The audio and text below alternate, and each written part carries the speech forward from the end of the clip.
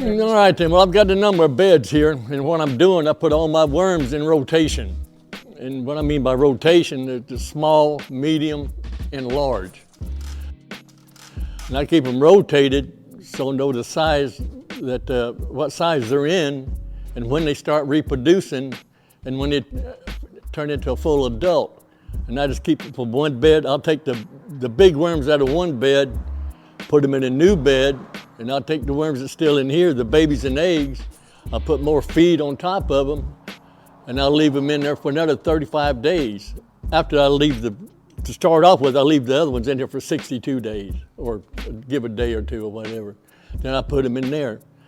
Then when these over here are breeding and making more babies and eggs, these over here, when they get up to, let's say, almost 3 months, that's before the worm will mature. Then I'll take them out and put them in another bed to start a new bed. And the worm castings are in here. Then I just harvest the worm castings and box them up and sell them. Let's look back here where I got these worms baited up for when I go to harvest them, they're a lot easier to harvest. You know what I'm saying? Sure. These beds are right at about 5.5 inches. Okay. And then by the time it gets down to where it's supposed to be, it's probably closer to about 3, a little bit less. And then after I harvest the worms, I add more onto it. But these are the babies here if I can get it to zero in. Can you see those? Oh yeah, fantastic. Okay. Some of these might be better than the other ones here. See, you can see them all hatching in little bitty fellers. Mm-hmm. And what kind of worms are these, Steve? These right here is called a garden mix. Okay. That's Alabama jumpers, crawlers, red wigglers, and the blue worms. A lot of people like these just to put in their garden, you know.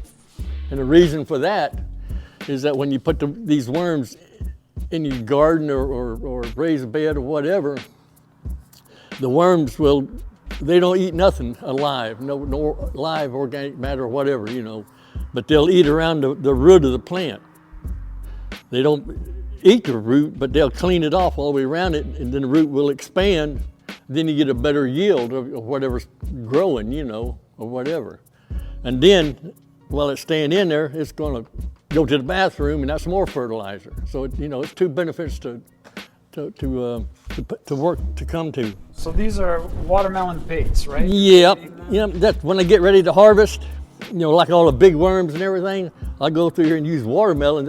Everybody's got a different technique. Okay. And I have my own and everybody has their own. Theirs work and so does mine. So, you know, if I change it when I know what I'm doing, you know. But anyways, I can just put pieces of watermelon down there, leave them over for a couple of days. And the majority, not all of them, but the majority of the worms go to it, and I'll harvest them. Then I turn back around and run them through the 1/4-inch harvester.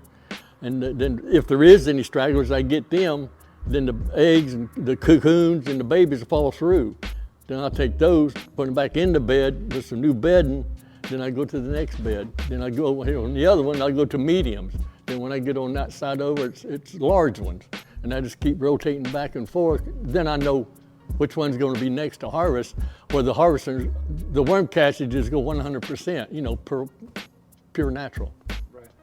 Okay? So these beds here are just for the different size? You're right, exactly. Age of... The ones for the babies and eggs, the other ones for the juveniles, and juveniles are, you know, when they get up to 3 months. Then after 3 months, the majority of them start breeding again. So before they start that, then I take them out and get the big ones out where they won't lay no more eggs, and then move it over to that one. Then I can harvest my worm castings. It's just 1, 2, and 3, and then back over again, back and forth. Right then, one of the main things in having a worm bin, a worm bed, you know, you have to keep check on the pH level. That's really important, you know, for your worms and everything, because you got to know if it's too acidic or alkaline or whichever. But the best way to do it, as long as you test it, you know, if you're between 6 and 8, you're pretty well safe. But 7 is a better picture. 7.1 or 7.2. That would be a perfect bed if you can get it like that. That way it keeps the worms happy, and they won't have to worry about being burned up or dragged up by alkaline or whatever, you know. But also go along with that, you always have to have a new temperature in your bed.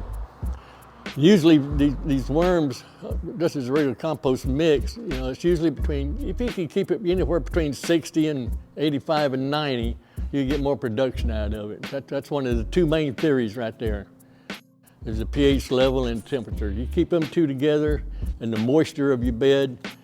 The moisture, well, there's scientific ways of doing it, but I always just grab a handful without no worms in it and squeeze it. And as long as you get 2 or 3 little drops coming out of it, that bed's perfect because you don't want to overwater it, because if you do, the worms breathe through your skin, he's going to drown or he's going to leave, one to the other, you know. And so if it gets too dry, you know what's going to happen. They're going to leave or die, you know. So it's got to be, you got to keep them in that range. I mean, you just don't throw a pile of dirt in there and say, here, I got some worm farm and here we go. It just don't act that way, you know. So those are the main ingredients in keeping worms happy and hungry all the time. All right, here we go. My name's Steve, everybody knows that, but I'm gonna do some harvesting on the worms. These has already been harvested one time with the 1/4 inch, so we're gonna go through here with the 1/8 inch, and that way we can separate the babies and cocoons would come out the end, and the rest of the soil would go down into the wheelbarrow, and that's our worm castings. So I'm just gonna give y'all a quick look and see how it goes, okay? Are we ready back there, partner? Yes, sir. Okay, all right. Are you ready? Let's do it. All right, here we go. There's one.